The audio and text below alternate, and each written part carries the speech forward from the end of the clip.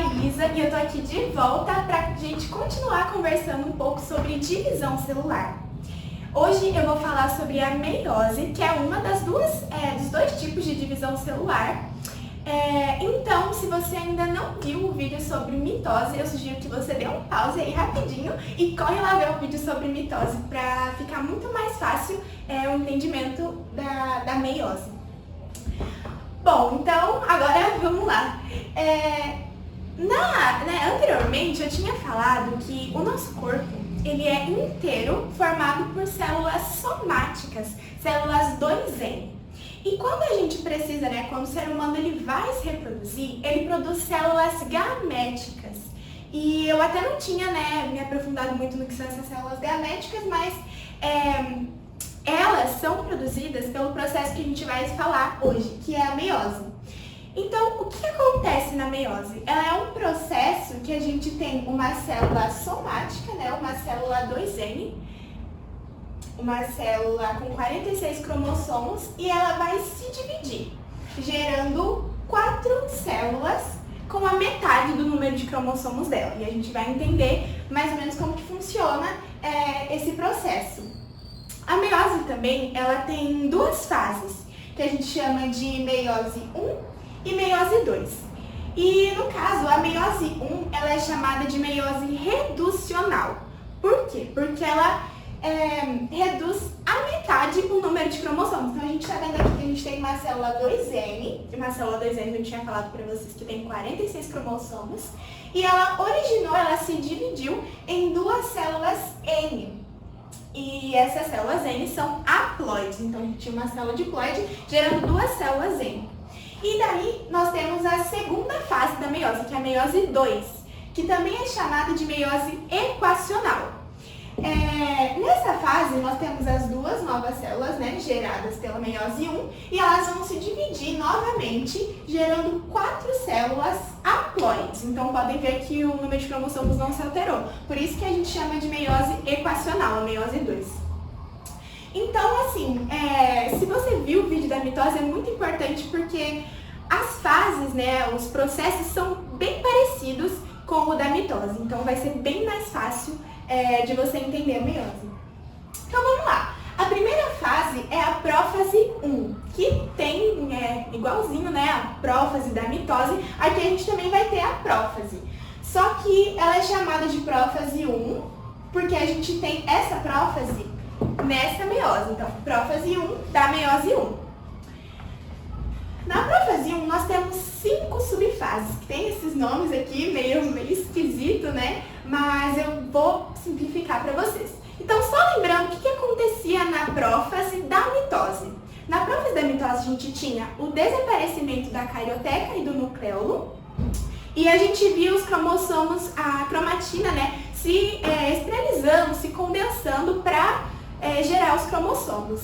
Então, a gente vai ter alguma coisa bem parecida na prófase 1. No ectóteno, a gente vê a cromatina, ela se condensando, ela se enrolando. No zigóteno, a gente tem agora o paramento dos cromossomos homólogos. Quando a gente tem... Porque pensa assim, essa célula é uma célula 2N, ela tem 46 cromossomos, 23 vieram do nosso pai e 23 vieram da nossa mãe. Então, dentro da célula 2N, toda essa informação, esse DNA, ele está espiralizado, ele está tudo bagunçadinho em forma de cromatina, que é o cromossomo desenrolado. E aí, para a gente dividir agora em 2, a gente precisa, então, organizar novamente, Então, a gente já condensou de novo os cromossomos e agora a gente precisa parear os cromossomos homólogos, ou seja, os cromossomos, que determinam as mesmas características, sendo ou do pai ou da mãe, a gente vai determinar, a gente precisa colocar eles um do ladinho do outro. E é isso que vai acontecer nessa fase, a gente vai encontrar eles bem bonitinhos em parzinhos. Bom, depois a gente tem o paquíteno, que é onde vai acontecer um processo muito importante para a variabilidade genética, que é o crossing over. Que aqui, olha, eu desenhei para vocês bonitinho. Um cromossomo azul e um cromossomo vermelho. A gente vai dizer que esses são o cromossomo do pai e esse da mãe.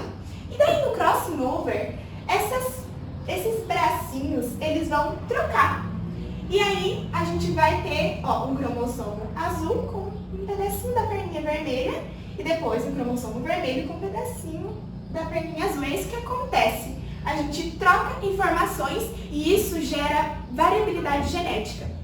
E então é muito importante lembrar que o crossing over acontece na prófase 1 da meiose. É o único lugar, né, o único momento que vai acontecer o crossing over. É bom ficar atento porque sempre perguntam em questões isso. No diplóteno, a gente vai ter o aparecimento dos quiasmas. Quiasma é a região onde aconteceu o crossing over. Então, essa partezinha aqui desse xizinho, isso se chama quiasma. E aí, na diacinese, a gente vai ter, né, a ação mais característica da prófase, tanto da mitose quanto da meiose. Na diacinese vai acontecer o desaparecimento da carioteca e do nucleolo. E agora, né, os cromossomos já estão condensados, a gente pode dizer que é na prófase 1 que acontece, que eles chegaram no ápice, né, onde eles vão estar mais condensados. Porque na mitose, a gente considerava que era na metáfase, né? Agora, na meiose, a gente considera que é na prófase, porque a gente já tem que parear os cromossomos homólogos, enfim. Na metáfase 1, é bem parecido do que acontece na mitose também. A gente vai encontrar os cromossomos homólogos no equador da célula, bem no meio da célula. E isso vai acontecer, né? Eles vão ficar um do ladinho do outro para que a gente possa separar depois. Que nem acontece na mitose. Só que ao invés de separar, porque na mitose a gente tinha um cromossomo só, né?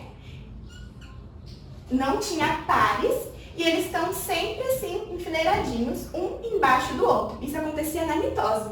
Agora na meiose, eles vão estar em parzinhos. Então vai estar os parzinhos enfileirados, né? Em pares, cromossomos homólogos. E é isso que vai acontecer na metáfase, eles vão estar bem no meio da célula. Bom, na anáfase é a mesma coisa da anáfase da mitose. Então, a gente vai ter as fibras do fuso se encurtando pelos centríolos, né? Se encurtando e a gente vai separar os cromossomos homólogos. Então, a separação dos cromossomos homólogos acontece na anáfase. E na telófase 1 é que a célula vai se dividir, que nem acontecia na mitose. Bem tranquilo. Então, metade desses cromossomos foi para uma célula e a outra metade foi para outra célula. Tranquilo. Aí, chegamos nessa partezinha aqui que é chamada de intercinese. Então, essa célula 2N já se dividiu em duas células N. E agora, essas células N, elas vão continuar se dividindo. Não parou a divisão ainda. Elas precisam originar mais duas células cada uma. Bom, depois a gente, né, essas duas células que se originaram já estarão com os cromossomos